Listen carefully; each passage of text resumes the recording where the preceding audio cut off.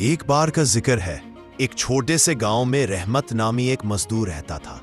वो रोजाना सूरज निकलने से पहले काम पर निकलता और शाम को थका हारा घर लौटता। उसकी मेहनत की बदौलत इसके बच्चे स्कूल जाते और घर का चूल्हा जलता। एक दिन गांव में एक बड़ा आदमी आया जो फैक्ट्री बनाने वाला था। उसने ऐलान किया कि जो सबसे ईमानदारी से काम करेगा उसे सुपरवाइजर बनाया जाएगा।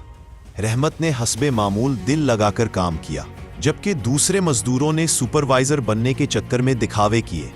आखिरकार फैक्ट्री के मालिक ने सबकी कारकर्दगी देखी और रहमत को सुपरवाइजर चुन लिया। जब लोगों ने उससे पूछा कि तुमने ये मकाम कैसे पाया, तो रहमत ने मुस्कुराकर कहा, मेहनत कभी रायगा नहीं जाती, बस नीयत साफ होनी चाहिए। इखलाकी सबक। मजदूर का दिन हमें याद दिलाता है कि हर कामयाबी के पीछे किसी न किसी की मेहनत छुपी होती है।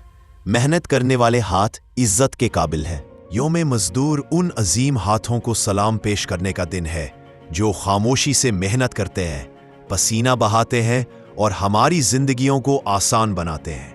आए आज के दिन ना सिर्फ मजदूरों की मेहनत को सराहें, बल्कि उनके हकूक का एहतराम करने का अहद भी करें।